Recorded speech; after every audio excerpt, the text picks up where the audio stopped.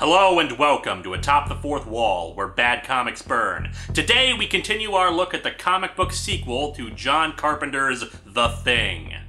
Sadly enough, I recently read an interview with John Carpenter where he said that this was his favorite spin-off media sequel to the movie. Still, there's no accounting for taste, and most people I've seen who have read it didn't hate it, and I get why they don't, but all reviews in the end are opinion-based. I just try to explain why I think this comic is a piece of crap. Now, before we recap the events of the first issue, though really, I don't know why would you be watching a review of the second issue before the first issue?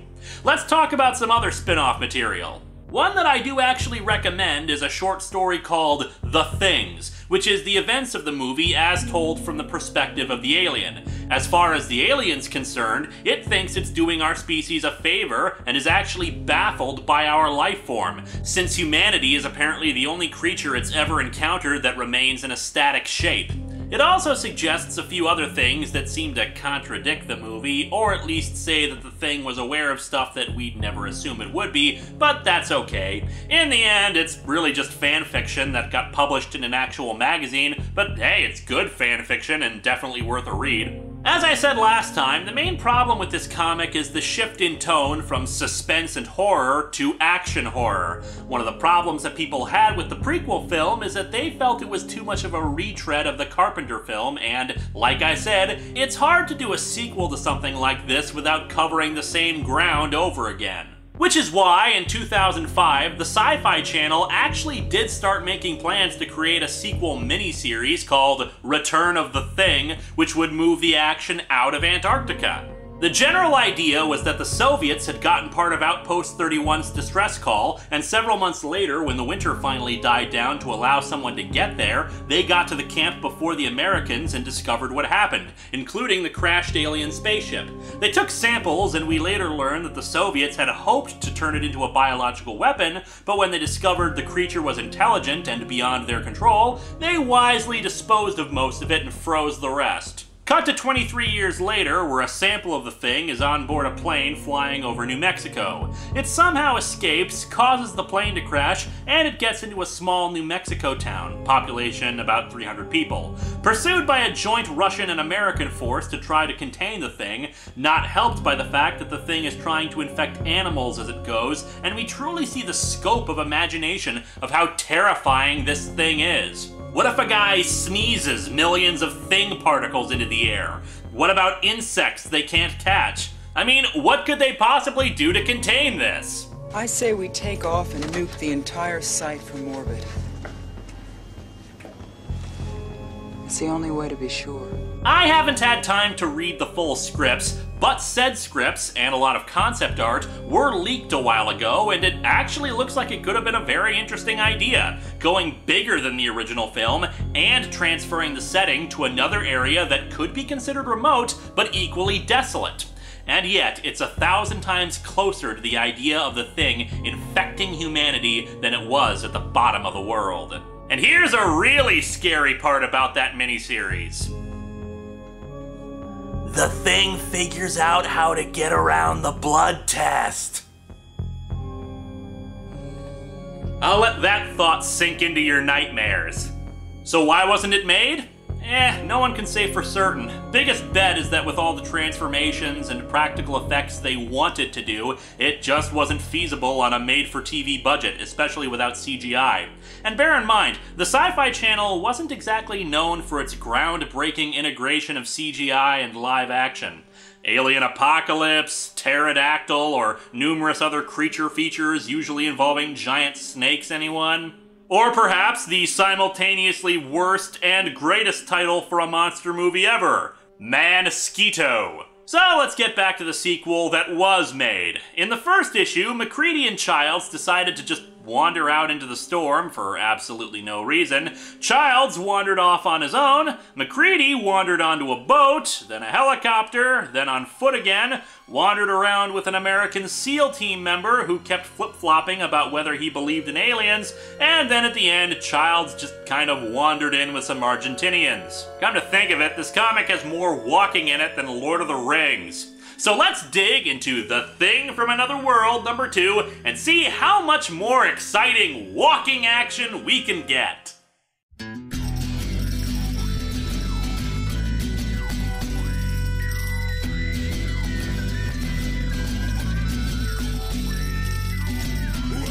to Atop the Fourth Wall, where bad comics burn.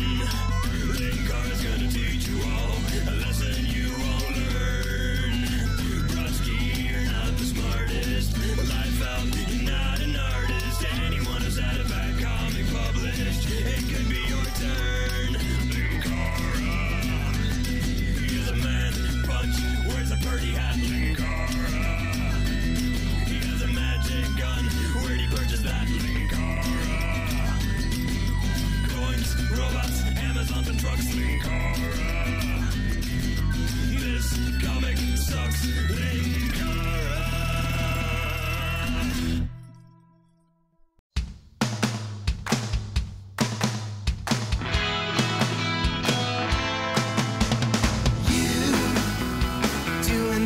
While the cover for this one contains similar elements to it as the first issue's cover, humanoid figure with alien tentacles ripping out of it, there's something about it that doesn't make it work quite as well as the first. I'm not sure exactly what it is, but I think it has to do with the head. It looks slightly cartoonish and kind of out of proportion with the body, like it was too small for that torso, and the hair billowing the way it is just looks simplistic, for lack of a better word. It's not exactly bad, but it just doesn't quite have the same punch to it as the first one. We open where we left off last time, with Childs bravely managing to rescue Maccready with the Argentinians. "You son of a bitch, you left me on the ice to die!" Personally, I would have opened with hello. Also, if the dialogue is to be believed from the previous issue, Childs actually somehow got the whaling ship to pick you up, so I don't know why you're trying to strangle the guy. Erskine, however, takes out Maccready with a judo chop to the shoulder. "Your friend's out of his goddamn mind," says the man who keeps flip-flopping about whether he believes in aliens infecting people. Erskine introduces himself while cuffing Maccready, talking about how the man in the litter is wounded and needs assistance, while Maccready is his prisoner. Prisoner? The hell? Do I have to play that clip again of Ron Perlman asking if we've been paying attention today? Maccready isn't guilty of anything. You saw the thing burst out of a guy and destroy your ride home, then you accused him of trying to get frozen because he was infected, even though that doesn't make any sense. The two are alone. If he was infected, he could just attack you without worrying about bullets. How the hell is he your prisoner? "You've looked better, Mac." "Yeah, I've been having a bad week." This week just sucks. I lost my job, lost my chess computer, lost my hat, an alien is trying to eat me, and I think my girlfriend is cheating on me.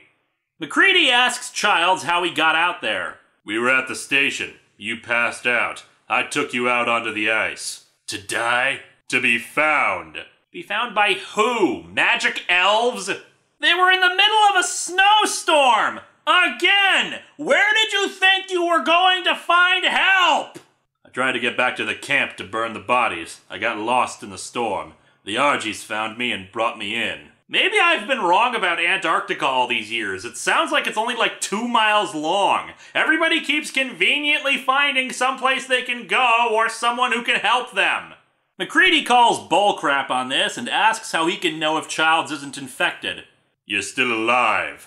It's a good point, actually. If the thing had infected Childs at the end of the movie, and I'm talking in terms of the comics continuity anyway, dragging Maccready out onto the ice really wouldn't have accomplished anything. If the thing was assuming they'd be rescued, they'd probably stick closer to the outpost in the few places it was still warm. After all, smoke was still billowing out from the camp when Maccready arrived last time. Childs asks him what happened back at the station.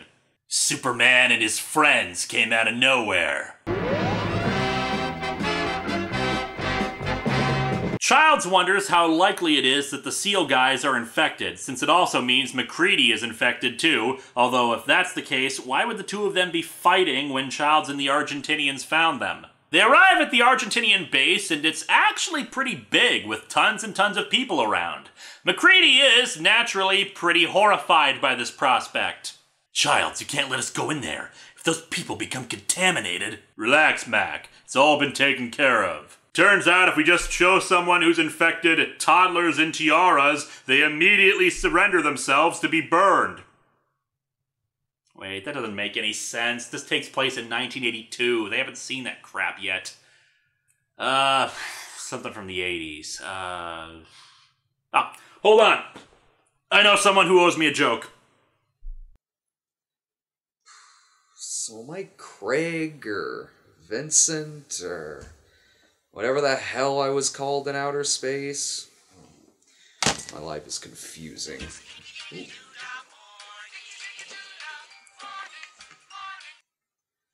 Hello? Hey, Cinema Snob, I'm reviewing a crappy sequel comic to The Thing, and I need an 80s reference. Well, that's easy. You got 1980 Galactica, TJ Hooker, Manimal, Automan, The Master, Hawaiian Heat. Take your pick. Galactica 1980. Gotcha, thanks.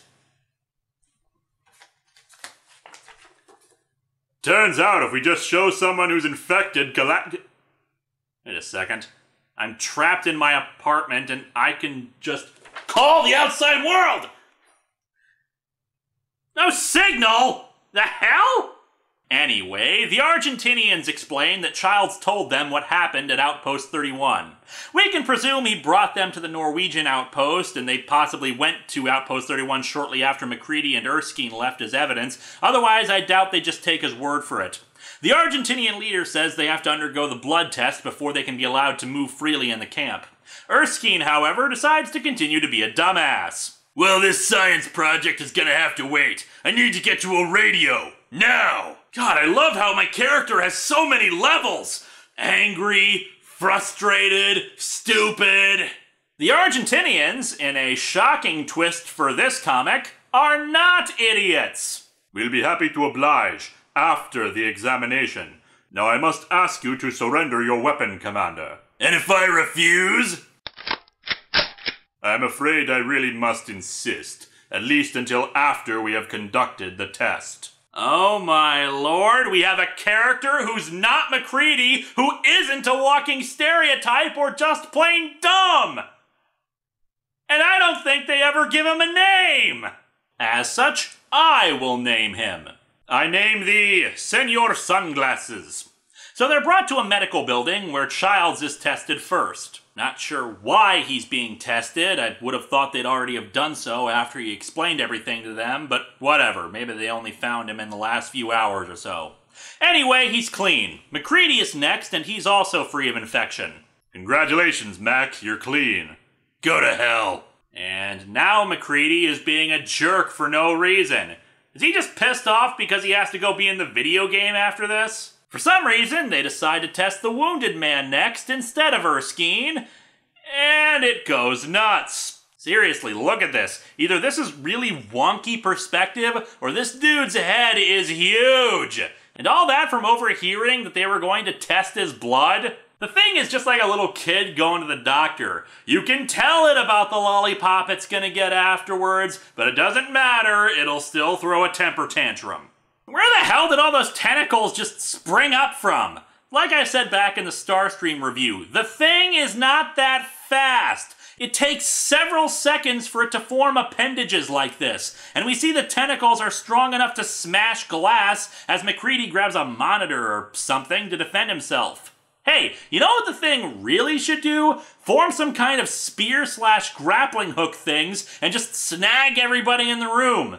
What? If it can do it in the prequel, can't it do it here? Childs tosses a gun to Maccready and he unloads on it, though both should know that bullets are just a minor annoyance to The Thing. The alien turns into a giant lint ball and, I guess, scoots away on the power of really silly.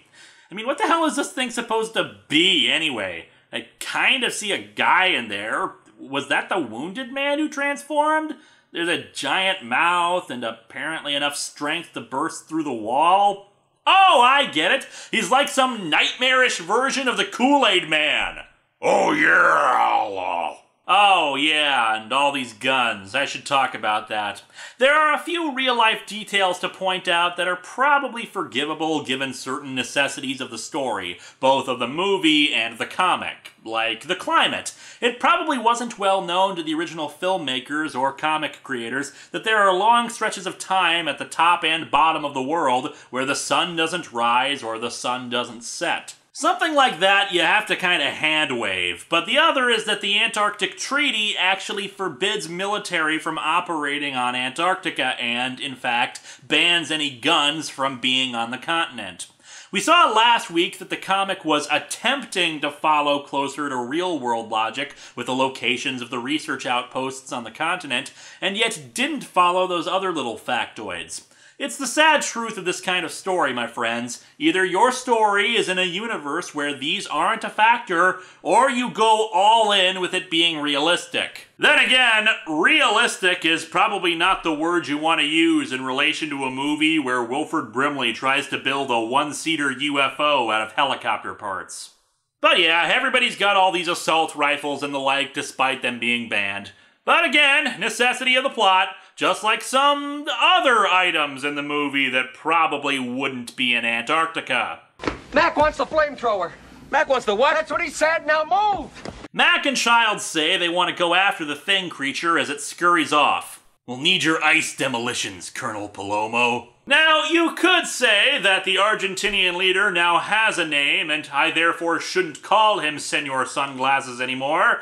But bear in mind, we've been with Mac ever since he was picked up by the Argentinians, and not once was he ever told Senor Sunglasses' name. He's making that name up as far as I can tell. They pursue it in the snow tractor and find the remains of the wounded man, apparently abandoned by the thing since it didn't have time to finish duplicating him.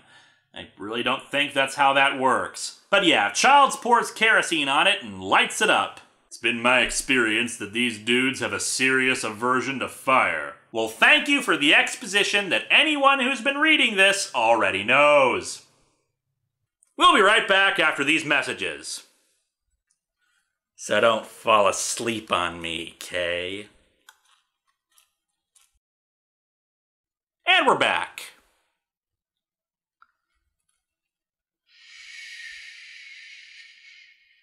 They arrive at Crevasse Fields and leave the tractor, since the ice is heavily fractured and taking something as heavy as the tractor out is too risky. I admit, for the most part, issue 2 has improved on some of the problems of the first. The characters, if we can call the unnamed Argentinians that, are not stupid, and it's not just Maccready rambling to himself out loud for half the book. Here we have a natural point for drama. Two guys, can't tell if they're Maccready, Childs, or the Argentinians, argue briefly about whether they should call off the search until morning. It's pushing 60 below, and it's likely they'll freeze to death if they keep searching, but at the same time, they don't want to risk the thing freezing itself out in the crevasses, and they'll never find it. Neither side is right or wrong, it's just logical thinking given the situation. Although, this does push suspension of disbelief again with the thing's speed. How the hell did it get so far away from the Argentinian camp so fast? I never knew tentacles were faster than legs. Or hell, it was a big ball before. Was the camp on top of a hill and the thing just rolled down the whole way into like a snowball or something? Anyway, they seem to decide to head back to the snow tractor, but the ice under Childs cracks and he falls into a crevasse. Fortunately, he fell onto a ledge and they throw a rope down to him. Unfortunately, the Maccready luck has done it again. Why? Because it just so happens that the thing was resting inside this particular crevasse. Oh, I'm sorry, did I say the thing? I meant the sarlacc. Seriously, Childs shines a flare down and reveals this thing. How the hell did the thing get so big? Did it find the only Antarctic McDonald's and just went to town? Or did it eat a whole bunch of penguins or something on the way? They pull Childs up right as he drops a grenade down the thing's mouth and blows it to hell. What, no quip from Childs? Oh, come on! As serious as the movie was, Maccready still got an awesome final line to toss at it before the dynamite. Yeah, fuck you too! No, see you in hell, or up yours, or something? Ah, well. However, while this might seem like a perfectly good place to end this story, we're actually only halfway through it. Erskine, who was apparently with the hunting party for the thing, says he wants to use the radio right away and report everything that happened, especially since he's 23 hours overdue. Senor Sunglasses leads him away to the radio room, and we see Childs and Maccready talking about it. That seal's been checking his watch more than a referee in overtime. Maybe he's got a hot date. With who? Rudolph the Red-Nosed Reindeer couldn't find his way in here. What's eating you, Mac? What's eating him? He was the one who suggested the hot date thing. Oh, wait. Did the comic switch the word balloons around? That Rudolph line was probably Maccready's too. Although I suppose the "what's eating you" line could be referring to Maccready's facial expression here. Can't you tell how worried I am? Maccready realizes that the wounded man's blood never got near the flame, but it went nuts anyway, and that by doing so, it interrupted the tests. Erskine never got his blood tested. This bugs me because it's such an obvious screw-up to make. They could have quickly tested Erskine before they left, but at the same time, given the excitement and the fact that they needed to hunt after the thing, I'll let him get away with it. Then again, when did Erskine get infected? When did the wounded man, the helicopter pilot, get infected? And if Erskine was infected this whole time, why didn't he just infect Maccready while they were all alone on the ice? Then he could have used Maccready's knowledge of the area to get to the Argentinian camp. The more you think about the idea of Erskine being infected, the less sense the events leading up to this make. It just raises too many questions. Maccready suggests that Erskine was just pretending to be so gung-ho about destroying the thing, and was possibly going to team up with the Sarlacc out in the crevasse until Childs gave it a grenade antacid. The two go to the radio room and find the place wrecked up, including the 3 Argentinians, and they're dead. What? Why did he kill them all? Why not try to subtly infect everyone while also calling for an evac? The comic already established that the slightest touch can infect people, and there are people walking around everywhere. And we see that guy had a gun in his hands. Maccready and Childs were just in the other room. Why did nobody hear anything? That dude got his face shoved in a computer. God, I used the "it raises too many questions" clip too early. They find a communication left behind that Erskine was calling for an emergency extract from a Navy ship. D4N, that's a Navy unit designator for a warship. No ship could get through that ice, Mac. But a submarine could. Boy, I sure hope they just meant navigating around glaciers or the like until they reach the coastline, because the alternative would just be really, really stupid. Spoilers, it's gonna be the really stupid thing. Because of how close they are to the rendezvous time, Maccready and Childs don't have time to warn the Argentinians about what happened. They also spot the snow tractors have been disabled. God, Erskine is the frickin' Flash. However, a snowmobile is still online, so they hop on, with rifles. What, a dinky little research outpost has flamethrowers, but not the Argentinian camp with like 100 people? And they give chase to the coordinates, spotting Erskine quickly. Erskine shoots at them, but misses. Mac is a better shot, though, and unloads a few bullets inside of him. Though, of course, it doesn't really do anything. However, the ice starts to crack. Why? Well, because of the enormous submarine coming up under it. This... I don't even know where to start with this. Of course! Don't you know anything about science? Well, that's one way, I guess, but let me put it another way. Antarctica is not some giant ice cube. Underneath all the snow and stuff, there is a continent with, you know, ground and rock. And while, theoretically, a submarine could punch up through the ice if it was thin enough and there wasn't any ground, all the previous shots seem to suggest that this was pretty far inland and nowhere near the coast. But hell, even if we said this was plausible, what exactly was Erskine's plan? Look at this! It's just coming up out of the ice! Anyone who was waiting for it just went into the water and froze to death! Wouldn't the submarine commander know that? I will grant the submarine rising from the ice one bit of praise, though. It looks frickin' awesome! Seriously, this makes absolutely no sense, but hot damn is it gorgeous! I want that painted on the side of my van, and I don't even own a van! Anyway, Erskine climbs up to the hatch of the sub, which of course is opened with a few guys standing there in shock as he takes on a more alien appearance. He decapitates one of the Navy men rather quickly and leaps down into the sub, one of the remaining men calling out an intruder alert. Wait, that microphone he's holding, is that normally outside a hatch? Wouldn't that get, wet? Anyway, the thing, showing the same kind of brilliance it's demonstrated already, just starts going nuts in the sub, killing people and breaking crap as it goes. It triggers the sub to go into a dive, despite the main hatch being open, Maccready and Childs climbing into the sub as it goes down. The controls aren't answering, and the sub collides into a rock formation. The Thing, one of the most self-sabotaging villains ever. With the submarine stranded, Maccready and Childs quickly give the lowdown about what's going on to the remaining sub personnel, and that the Thing is between them and the submarine's escape pod. You know, this actually might be a good idea for a Thing sequel too. The Thing loose on board a submarine? Cramped quarters, once again no room to escape, limited amount of people, fire is out because of the limited oxygen. There's an idea here. A pity that it's all getting crammed into the last 5 pages. Speaking of, they point out that fire can kill it, but of course they've only got 3 hours of air left, so that's a bad idea. The remaining 9 people decide to move as a group to get to the escape capsule, but of course the Thing comes up and attacks. Maccready grabs a CO2 fire extinguisher and uses it on the Thing, which seems to piss it off but good. Maccready tells Childs to get into the escape capsule, but Childs says he can't. It's trapped now, Mac. We blow this hatch and that Thing dies here.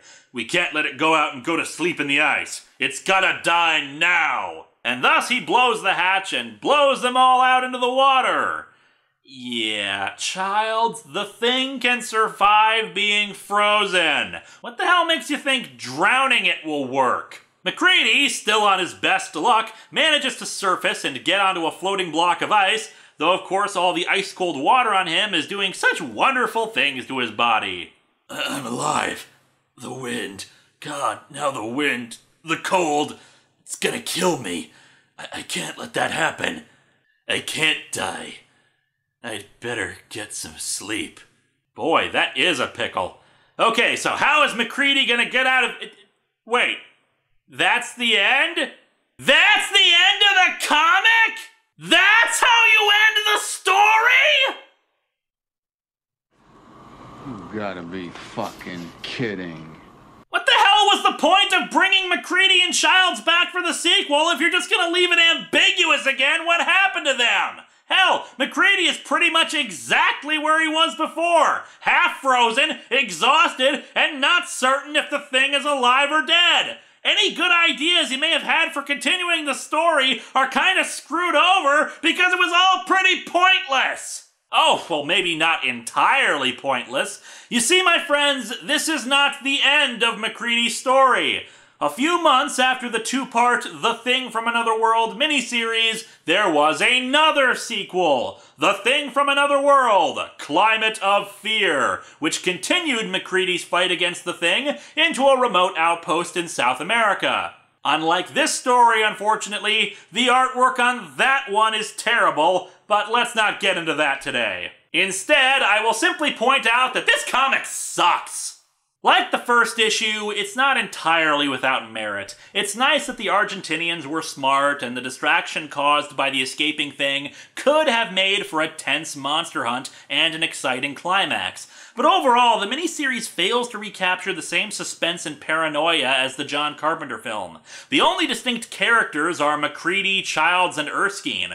Maccready's mind seems to be snapping under all the pressure. Childs made an absolutely stupid blunder at the very end by trying to drown the Thing. Here's a thought. If Maccready could survive to the surface, chances are the Thing could too.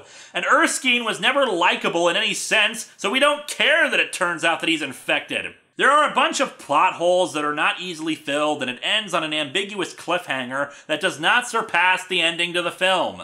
The artwork is still gorgeous, and unlike last time, there weren't any real hiccups in the storytelling. All in all, it just feels like they had plenty of good ideas, but needed another few drafts to hammer out a more solid story that either brings closure to the thing or ended on a note better or on par with the apocalyptic suggestions of the film.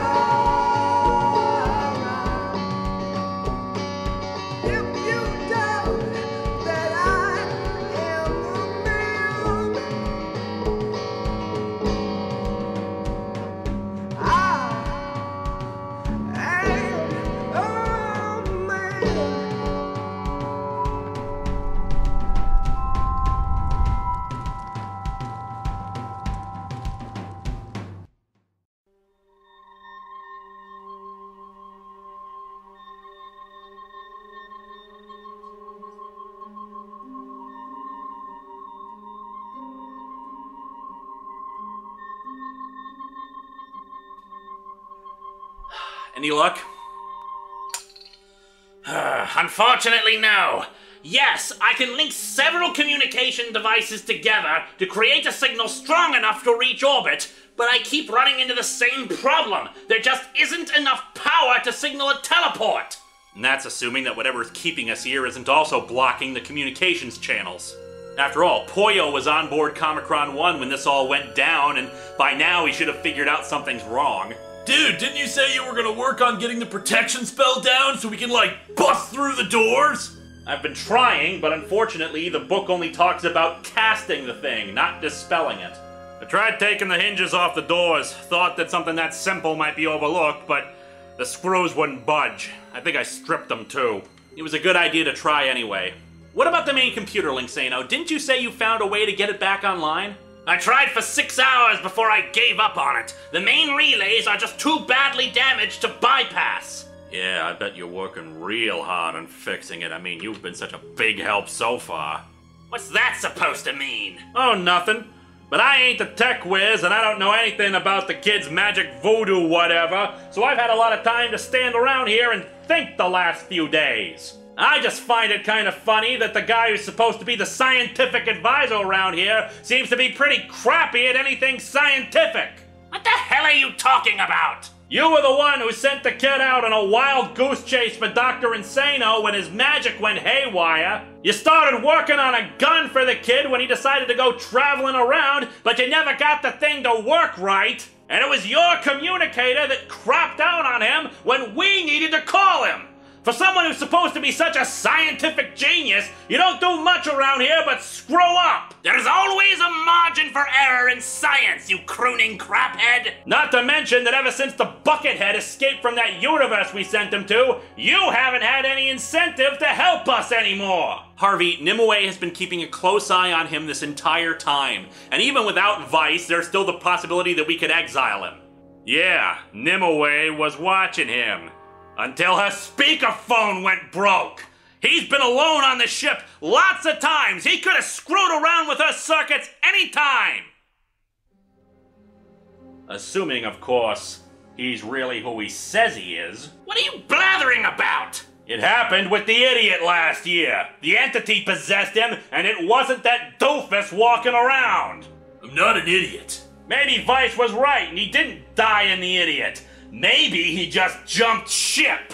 I'm not an idiot! Harvey, stop it. That doesn't make any sense. I am not an idiot, Fine Voice, and you're not half as smart as you think you are! Indeed, for someone who throws around words like idiot, you haven't been particularly helpful to the cause. All you do is wave your Tommy gun around. In fact, when this all started, you left the room to get that useless anachronism. All of you quit it! You gotta listen to Linksano! He could be tricking us! He could be the entity! He could be one of those things from those comics that you're reviewing that pretends to be someone else! Dudes, the entity is dead! It's like fried! Oh yeah, and you'd be the expert, right? You know, maybe the entity didn't jump ship. Maybe we should be looking at the guy who was possessed last year and almost killed everyone! You leave the apartment all the time to go on gigs! And yeah, I bet lounge singers are really popular since rock and roll got like 6 decades on you! Do you even listen to the crap coming out of your mouth? Better than the crap coming out of your mouth, fine voice! Assuming that's who you really are! This isn't getting us anywhere. We have to work together in order to— And you! You left us alone for 3 months with a psycho hologram that almost offed us! Did you even think of a way to let us shut him down if things got bad? There was a way. You could have turned him off the entire time. Yeah, right. Or maybe you're not who you say you are. Oh, come on! The mobile emitter was gone the next day. An intruder got inside and took it. Nimue wasn't able to identify who it was. And even then, it was never switched on again inside the apartment. Yeah, somebody got in. But you'll notice that the intruder alarms didn't stop blaring when he did. Maybe somebody let them in. You know, I should be accusing all the rest of you. After all, I've been gone the last few months. Any one of you could have let that intruder in. And that's assuming that you came back at all. What? We were out of contact with the kid for almost a month. Maybe he never made it home. Maybe you're something else entirely. And yet you're the one throwing accusations out against everybody else. 90s Kid is right. You do leave for months at a time without telling us where you're going. And you're the one who keeps trying to pit us all against each other. But he does have a point, Doc. You have been remarkably unhelpful. You know, maybe I should have picked someone else to be my scientific advisor. I know No, more about you science don't. than you You do. crazy stupid. You want to do this to the world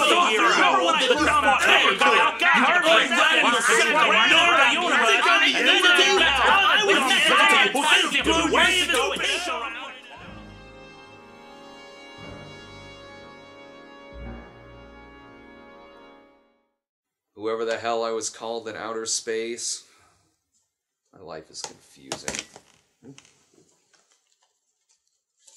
Sunglasses. My fucking phone.